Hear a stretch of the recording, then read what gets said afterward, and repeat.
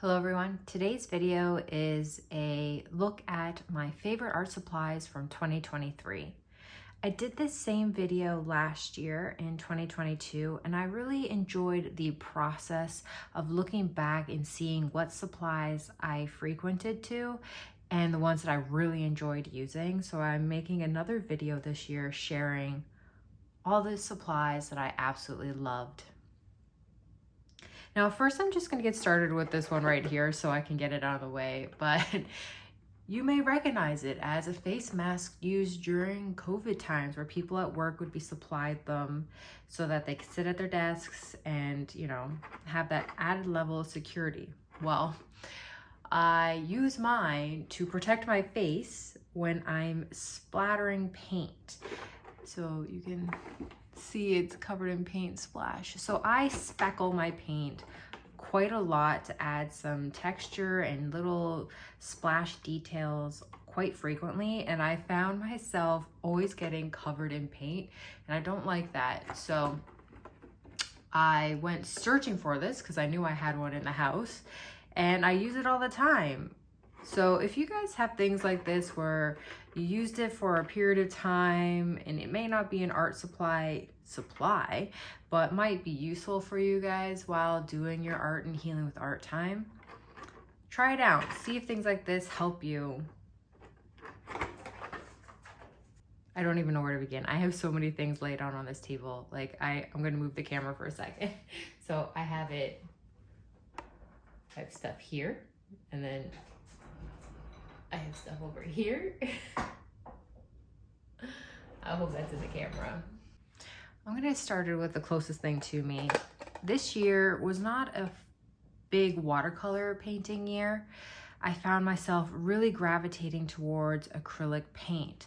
But during the summer season, I would find myself sitting outside and wanting to paint. So I used a small palette and some basic colors. And what I have in here brand-wise are my Roman Szmals, my Mission Gold, and one Schmincke. And I just have my basic colors for mixing and doing things like that. And I really enjoyed having it on hand. And another thing that I did a lot in the summer when it came to just being outside and drawing is I would use my acrylic markers with watercolor markers and a bunch of other drawing supplies. So during those warmer months, I gravitated more to using watercolor markers during my mixed media time because they were easier to use outside. And the brands that I gravitated towards were my Ecoline and this Faber Castel. So this one here is actually an ink one, so it's not a watercolor marker. However, the ink inside is just so juicy that if you use it right away with a wet brush, you can get the same effects as a watercolor marker. However, once it's dried, it is waterproof, which really does come in handy when you're doing mixed media work and you might layer down with my next favorite supply, which is the Neocolor 2s. These are watercolor soluble colored crayons that I gravitate towards, and I use them during mixed media when I'm doing watercolors, but also when I'm doing acrylics. So I'll use this during my mixed media sessions as like a base layer, like a starting point that just helps me get loose and put color down on the page and even just map out areas. It's something that I really like. However, I will mention that the only downside to using these water soluble ones is that they don't have the same, I don't want to use the word longevity, but basically, so if I put them on top of something and then I want to layer over it, I'm going to pick it up. So I'm going to pick these colors up and paintbrush them into the next color. So if you want it to stay in place, this isn't the thing for it. But if you like having your colors mix and do magical unknown things, and these are really fun to play with, and I like that about these.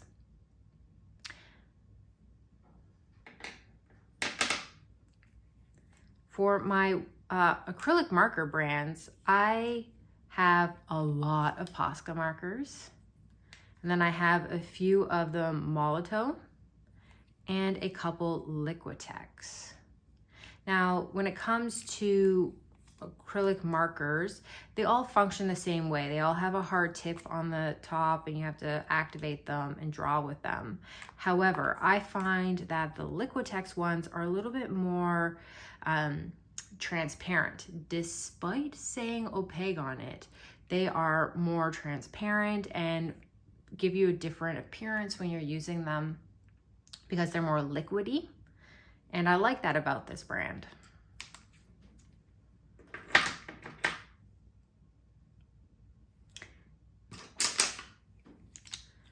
As for using with colored pencils, because I have started to use these a lot more this year as not only a base layer for adding in line work and just getting loose and putting in like different layering aspects, but it's also just for basic sketching and using with my watercolors and just a little bit of everything. I've gravitated towards using the Caran Dache Luminance.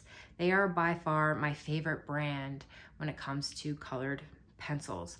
I have a couple of other brands like the Faber Castel and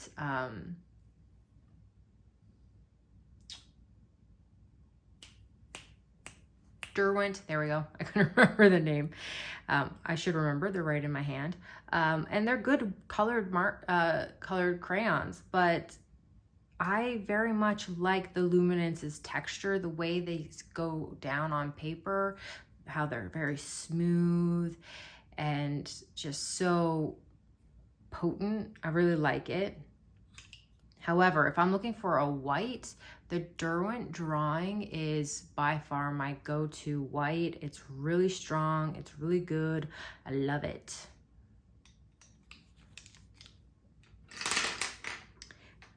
I'm also going to just quickly go over my paint brushes.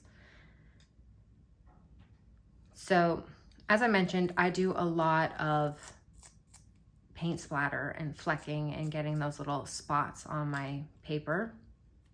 I tend to use this paintbrush here, and as you can see, it's well loved. It's not in the best of conditions. But it is my go-to. It's my favorite for it. It's called a grainer. So you can use it for doing like fur textures or like grass textures. So it's quicker and easier to do it.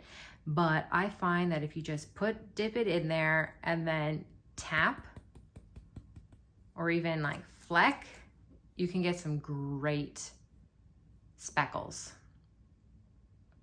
So this is my favorite go-to for that. It's just perfect for it. And what I found is if you have less paint on it, you'll get smaller little spots. But if you really load the brush up and like really fill it into this area of the paintbrush where the bristles are, you can get heavier, bigger, messier ones. So it all comes down to how much paint you put on it. But yeah, this is my go-to for it. And this year I noticed that when it comes to painting, I really do gravitate towards longer handled paintbrushes. I have a bunch of the smaller handled ones, and even though I like the textures that I can get from them, I wasn't enjoying the process of using a smaller handled brush. I very much enjoy being able to take a step back and holding it, you know, here, or even here if I wanted to get in greater detail. But I find I'm looser this way and I enjoy that painting process so much more. And the brand that I gravitate towards is the Princeton brand, and they have the Catalyst ones that are really nice. This Snap one, I really like it for its texture because it's a stiff bristle. Same with the Dakota one from them as well. It's stiff, but it's not as stiff, so it's got some bend to it versus this one, which is harder.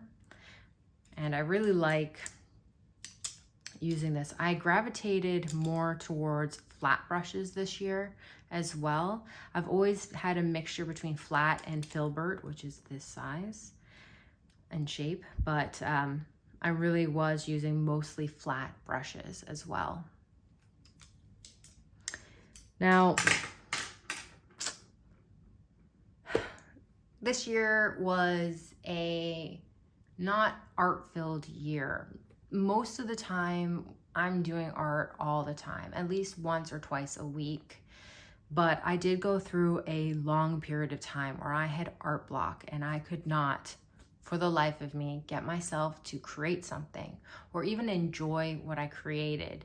I was having a really rough time. And if you're not new to this channel, you are aware of that and you've already heard of and you know of the Art Blox Box.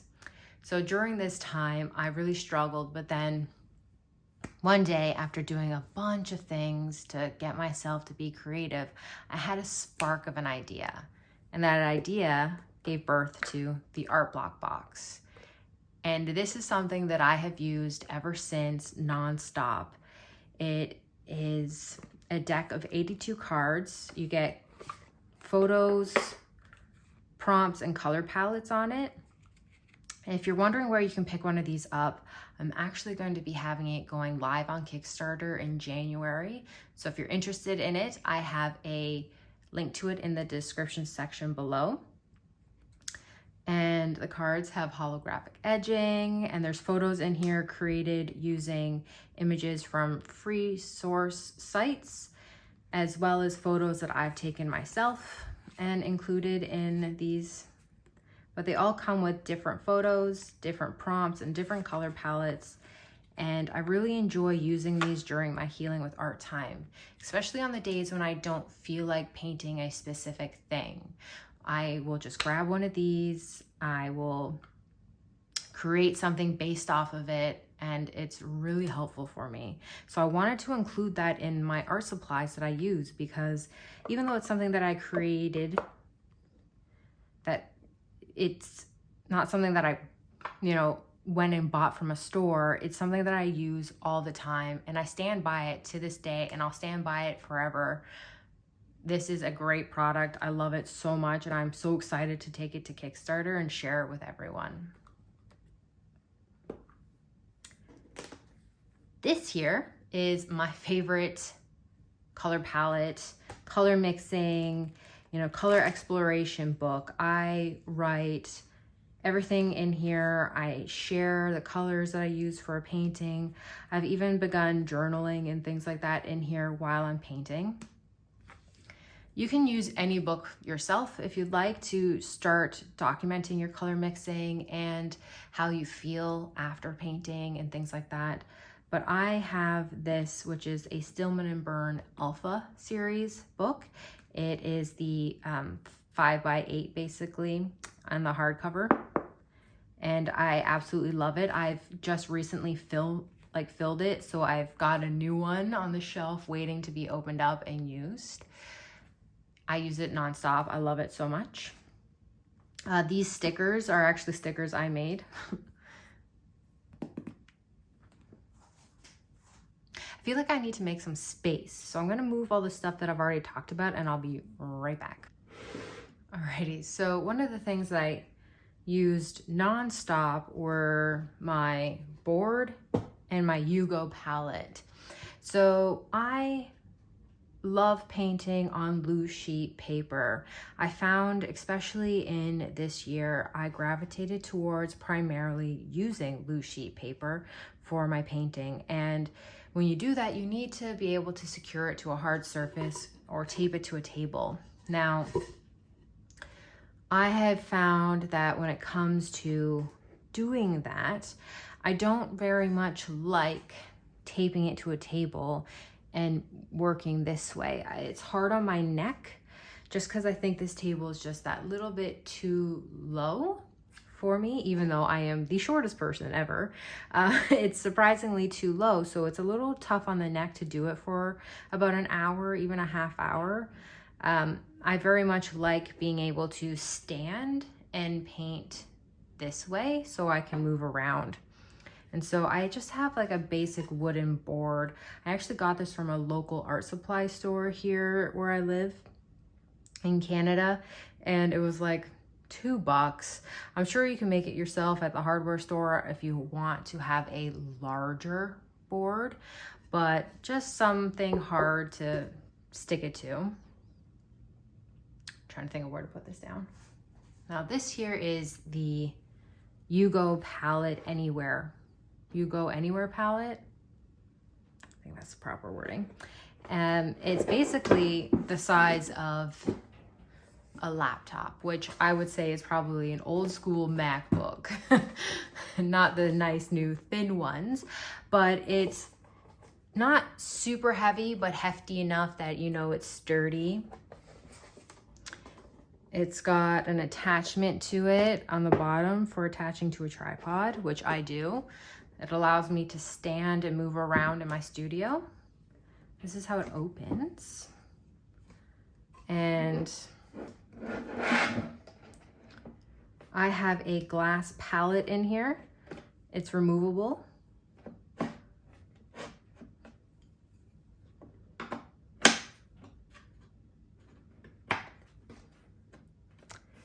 And it attaches with these movable sections right here. Now, what I love so much about this is the fact that I can attach it to my tripod, have it out in my studio, and when I have music playing and I'm doing my healing with art time, I can move my body, I can stand while I'm doing it, and have my arms and just move it the way I like it.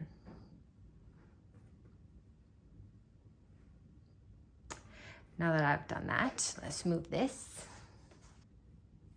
For the surfaces that I use when it comes to my paintings, I gravitate towards these ones this year. This is what I've been doing. So I have a lot of this Archer's watercolor paper left over that I did not like using for watercolor painting, but I've been gessoing it and using it as a surface for doing my acrylic painting, and I very much still enjoy using it, and I've been using it quite heavily this year.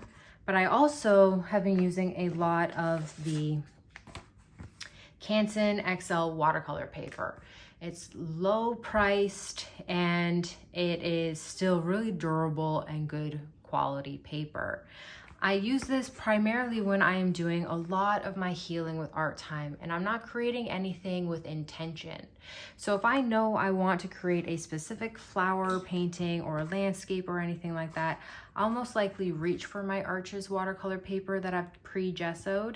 Whereas if I'm just doing this for me, I will, or during my healing with art time where I'm using my Art Blox Box, I'll pull out this paper, I'll stick it to my surface, or I'll make a big grid of it and I'll put it on my big easel and I'll just let loose and paint. And it allows me to use a lot of different materials because it's good quality, it's thick paper, it's durable. I can use my watercolor markers, my acrylic markers, my neo crayons, my inks, my acrylics. I can use a lot on it and do a lot of things with it.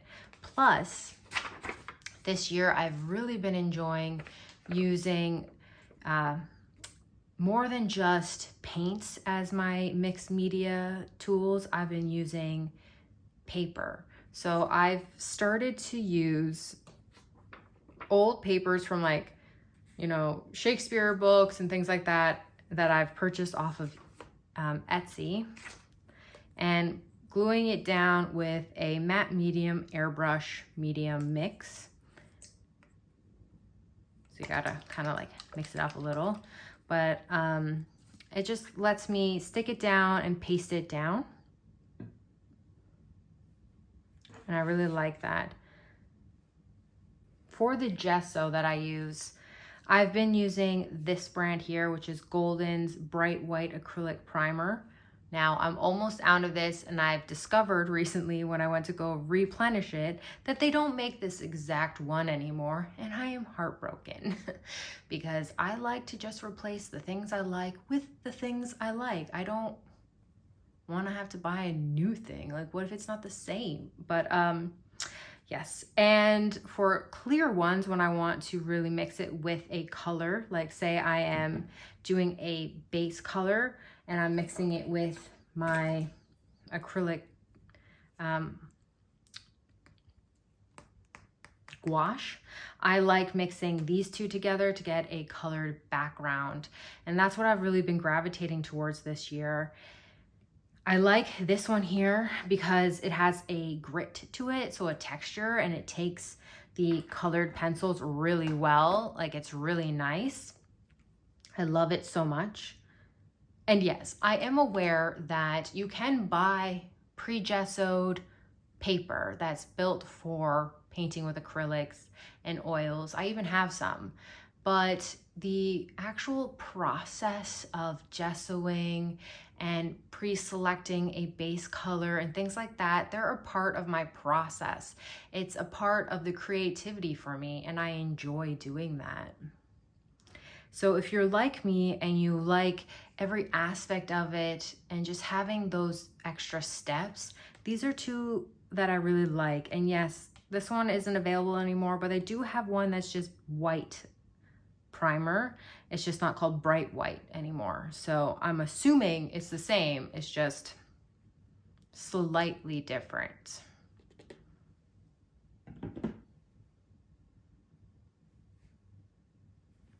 Seeing as how I've gone over my acrylic, some of my acrylic steps, let's just talk about my favorite brand of acrylics while I'm at it, because they're here next to me. I still absolutely love my Charvin. They are by far my favorite brand of acrylic paints. I love the color options. I love how I can get great texture with it. And I absolutely love their finish. They have a matte, almost satin sheen versus a plasticky glossy finish that most acrylic brands have. Plus, they don't smell. Smell is such an important thing to me. So I absolutely love that this brand does not have an odor to it. And I also have really been enjoying using my Golden Open paint this year as well. It lasts a really long time. So I find that my studio space is actually quite dry. So my paint dries quickly, and I don't use yellow and black frequent. Like, if I have it on my palette, it's something that I'm using as a mixing color or as a slight accenting tool. And so having it dry up while I'm waiting to go to it is really inconvenient, but I really like how the golden stays wet for a really long time.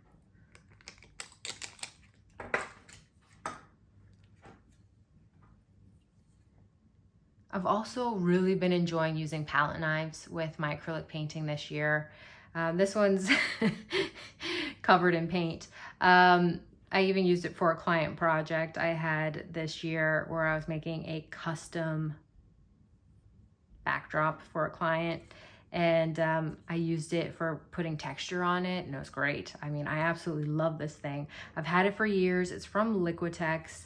I barely even used it when I first got it, like I want to say 10 or 15 years ago, but now I'm finally using it and I love it so much. Same with this one here. It's basically a no-name brand. It came from the store Curry's here in Canada. I don't even know if they sell these anymore. Like, I've had it for so long, but I just love palette knives now because you can add thick paint with them. You can do interesting textures and squiggles and different scrapage, and they're really fun to play with. Along with those, I've also been using my catalysts. Now, last year I said I regretted purchasing this catalyst wedge because I wasn't using it and I didn't like how stiff it was. However, since getting really into using thick layers and experimenting with just laying paint down fresh from the tube onto my paper and then moving it around that way onto my canvas, I've really enjoyed adding texture with this by scraping it into the paint. So I'm glad I held on to it and I told myself to try it again. This one here is the Catalyst. Oh no, wait, this is the contour and this is the wedge. Ooh, okay, so this wedge is just pure rubber and has some give on the end. I have 2 of them and I absolutely love using these, especially because it's got a larger surface than this one does, so I can do big ones, or if I need to mid scrape, it's got the smaller side here as well that I can then just go down and use and move it around and pick things up with it and splash it down. I like it.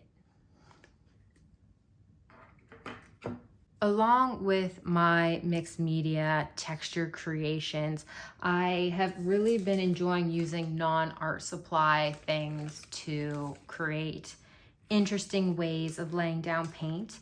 And 2 of those is just kind of like parchment paper, like paper, and bubble wrap. So we all get bubble wrap in our packaging, no matter what brand, no matter where you shop online, someone is using bubble wrap, and I always hold on to mine. So I use bubble wrap for 2 things. I reuse it when I ship out an order from my website for Blue Serenity, and I also hold on to the smaller scraps so that I can add texture and different detailing onto my paintings. Another thing that I like to use during my painting process are inks. And these are the 3 that I really gravitated to this year. This one here is isn't a paint ink. So it's more for quill and writing. So it's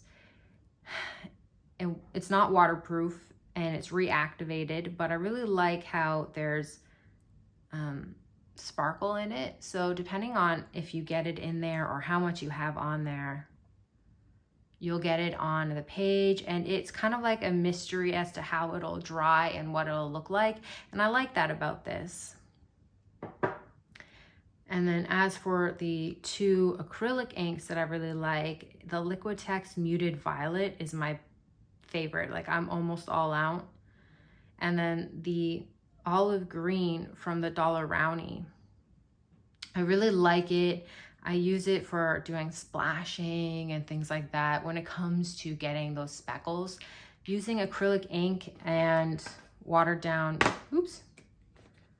gesso, as well as Golden's fluid acrylics. These are like my favorite 3 things to use for doing my speckles or doing really watery layers that drip and things like that, because they're easily watered down. They're in a fluid form versus a heavy body paint like the Charvin.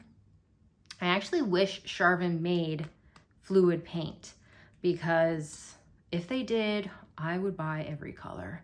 But yeah, so these are, I just really like using these.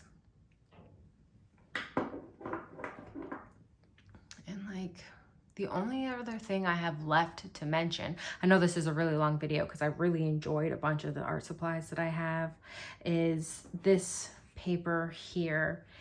It's not something that I've enjoyed using as a drawing paper. I originally purchased it as having for on hand for doing basic sketching, practice, mapping out how I want things to look before I do them. But the paper is so smooth. There's no texture at all. It's just hot press, super smooth, super, I almost want to say glossy, even though it's not. And I don't really like it for that, because I like texture in my artwork. However, I've been using this for scrapbooking and writing and journaling on, and I absolutely love this paper for it. I know it's a little fancy for something like that, some people might say, but I really don't care. I read a lot of books and I want to scrapbook about it and write down what I enjoyed about the book, if I enjoyed the book, you know, things like that. And this is the paper that I really like using because it takes pen beautifully and it just glides down. No matter what ballpoint pen I'm using, it just moves so smoothly. So I can just write and write and write, and it's great. I absolutely love it. Whew, okay, that was a lot I just went over for today's video. This is a long one. But yeah, thank you so much for watching this video. And if you have any comments or questions, let me know in the comment section below. If you've tried any of these paints or if you don't like them, I'd love to hear your opinions. Like, what is something that you love or don't love? Or, you know, what is something that you found yourselves using a lot this year during your creative time? Let's have that conversation in the comment section below. Thank you, everyone. And again, until next time, stay magical.